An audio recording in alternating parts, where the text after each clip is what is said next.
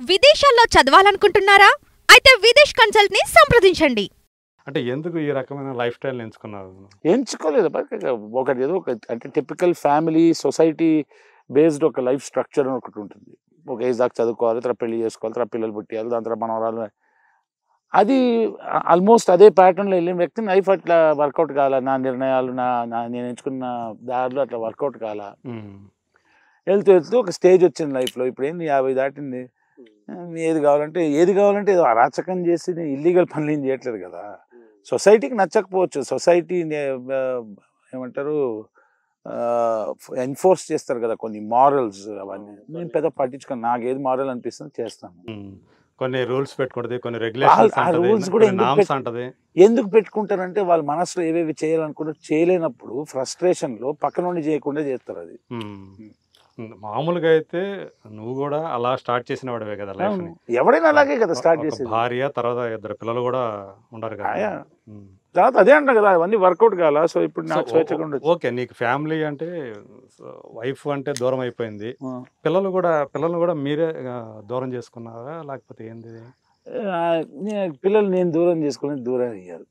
పిల్లలు దూరం చేసుకోవడం ఏంటి పడాలి అంటే వాళ్ళు నువ్వు వాళ్ళ దగ్గరికి ఇప్పుడు ఏమంటారు మీది తప్పు నేను చెప్పే అలవాటు లేదు నాకు. కొన్ని విషయాలు కొన్ని ఒక అలా జరిగింది అంతే. దాంట్లో నా తప్పుంది, నాది కూడా తప్పు. ఇప్పుడు ఎన్ని సంవత్సరాలు అయింది? నేను 2008 అండి, 15 years అవుతుంది పిల్లలు దూరం అయ్యి. ఒకసారి వెళ్ళాను యూఎస్ లో కలవడానికి, పెద్ద పాపను ఒకసారి చూసా. ఇద్దరు కూడా. సో బాగా ఇష్టం, ప్రాణం.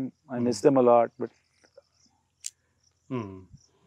అంటే తర్వాత ఈ 15 ఏళ్ల కాలంలో వాళ్ళు నిన్ను చూడటానికి కానీ ఫస్ట్ ఇనిషియల్ కమ్యూనికేషన్ ఉండేది, మెల్లిమెల్లిగా కట్ అయిపోయింది టోటల్. ఇప్పుడు అసలు లేదు, అసలు జీరో. వాళ్ళు ఎలా ఉన్నారు ఇప్పుడు, వాళ్ళు ఎలా ఉన్నారు? మా ఫ్రెండ్స్ చెప్తా ఉంటారు, నేను కనుక్కుంటా ఉంటా ఎలా ఉన్నారా. మా క్లాస్మేట్స్ వాళ్ళందరూ యూఎస్ లో ఉన్నారు కాబట్టి చెప్తా ఉంటారు. ఫోటోలు ఏమన్నా చూస్తుంటావా?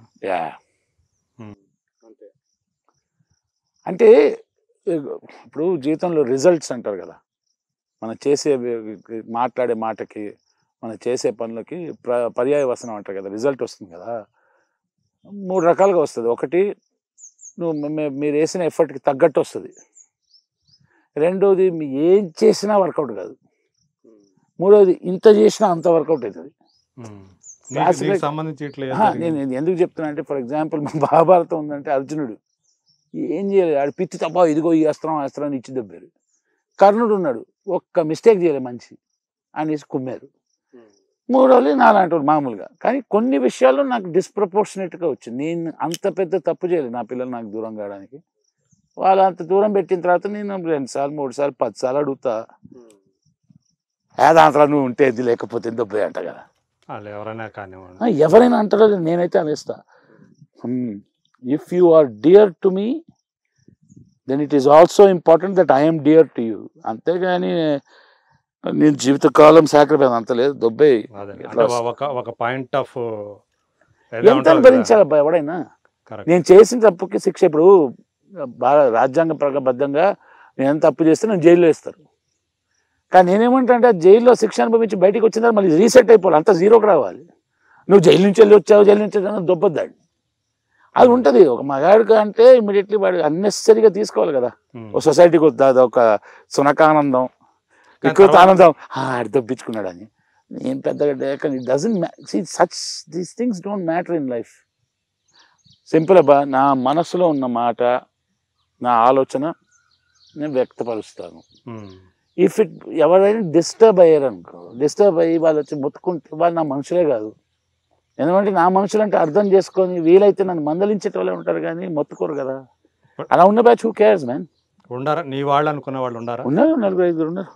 నా కరుణాకర్ నా తమ్ముడు లేడా, క్రిష్ ఉన్నాడు, బంగారుకొండ క్రిష్ హీరో, ఆ సినిమా first production hero Kalyan Chakravarthy, Krish అని పెట్టారు. ఉన్నారు 3-4 మంచోళ్ళు ఉన్నారు. సో వాళ్ళు అంతే. అంటే మళ్ళీ తర్వాత అలాంటి ఫ్యామిలీ అయితే ఐ గాట్ మ్యారీడ్ అగైన్, అది వర్కౌట్ అవ్వాలా. సో 2 times మ్యారేజ్ అయింది, వర్కౌట్ అవ్వాలా. కరెక్ట్గా చెప్పాలంటే ఇదే క్రికెట్లో ఆడితే ఆన్ హ్యాట్రిక్ అంటారు. నాకు ఆ ధైర్యం సరిపోలే. సో నౌ డేస్ ఇప్పుడు ఏం చేస్తానంటే మ్యారేజ్ కాకుండా కలయికలు ఉన్నాయి. మనం పాస్ట్ నుంచి మనం నేర్చుకోవాల్సింది ఒక కవిత రూపంలో, టెక్స్ట్ బుక్ రూపంలో కాదు. హాస్పిటల్ లేదని వదులుకుంటే అయిపోయింది కదా, హూ కేర్స్. కానీ ఏదో ఒక పాయింట్ ఆఫ్ టైంలో మనకు ఒక తోడు ఉంటే కంపానియన్. అయ్యో I feel very strongly about that. కానీ వాళ్ళు వచ్చిపోతుంటే బాగుండదు అనిపిస్తుంది. పర్మనెంట్గా పార్కింగ్ చేస్తే కష్టం. ఎస్పెషలీ ఎందుకు నేను ఏమంటున్నా అంటే, ఎస్పెషలీ ఒక మగాడు ఉన్నాడంటే ఆడవాళ్ళని తక్కువ చేసి మాట్లాడడం నాకు ఇంట్రెస్టే లేదు. నేను నా మగాళ్ళ పాయింట్ ఆఫ్ వ్యూ, అది నా పాయింట్ ఆఫ్ వ్యూ నేను చెప్పుకుంటున్నా. ఒక్కసారి బాధపడ్డాడు, రెండోసారి బాధపడ్డ తర్వాత ఏమవుతుందంటే ఎవరు జెన్యున్గా ఎవరైనా ప్రేమ అందించడానికి వచ్చినా కూడా నమ్మకం కుదరట్లా, ఓకే అనుమానమే. ఇప్పుడు నువ్వు ఏదైతే ఫీల్డ్లో ఉండవా, సినిమా ఫీల్డ్లో ఎంతో మంది తగులుతూ ఉంటారు కదా. బట్ సినిమా ఫీల్డ్లో తగలడం, బయట కూడా తగులుతారు. బయట ఇంకా దరిద్రం, మా సినిమా ఫీల్డ్ చాలా గొప్ప. సినిమా ఫీల్డ్లో ఆర్టిస్ట్ అట్లీస్ట్ వాళ్ళకి ఒక పంతరం వచ్చబ్బా గౌరవిస్తాను, బయట సగం మంది బేవర్సే కదా. అంతేనా? ఇండస్ట్రీలో పంతరం లేకుండా పైకి రాలేము. You understand? చలనచిత్ర పరిశ్రమలో నటన, డాన్స్ అన్ని రావాలి, లేకపోతే పైకి రాలేము. బయట ఏమన్నా బేవర్స్గా బతికేస్తూ ఉంటారు జనాలు. సో అక్కడి నుంచే నీకు ఎక్కువ మా ఇండస్ట్రీ నుంచి ఐ హ్యాడ్, ఇండస్ట్రీలో నాకు తెలిసిన నటులు నటీమణులు, I love them, they love me. We're professionals. Professionals అంటే హార్డ్ కోర్ ప్రొఫెషనల్స్. మేము ఒక మర్యాద, రెస్పెక్ట్ ఉంటుంది. షేర్ చేసుకుంటామని లేదు, ఇండస్ట్రీ నుంచి ఎప్పుడు రాదు. సింగిల్ గానే ఉన్నాడు శ్రీకాంత్. సో నేను ఇష్టపడేవాడు ఉండొచ్చు కదా. ఉంటారు, చాలా మంది ఇష్టపడతారు. నేను ఇష్టపడేవాడు ఉంటావు, ఏది నువ్వు ఇష్టపడేవాడు కూడా ఉంటారు. ఉంటారు. అదే ఎప్పుడు వాళ్ళతోటి ఇలాంటి ప్రపోజల్స్ ఎప్పుడు? అదే అంటున్నా కదా, హార్డ్ కోర్ ప్రొఫెషనల్స్ కదా ఆర్టిస్టులు మోస్ట్లీ. ఇవన్నీ పెంటలు ఉండవు, టీవీ సీరియల్ ఉండవు మన జీవితంలో, సినిమాల్లో కదా.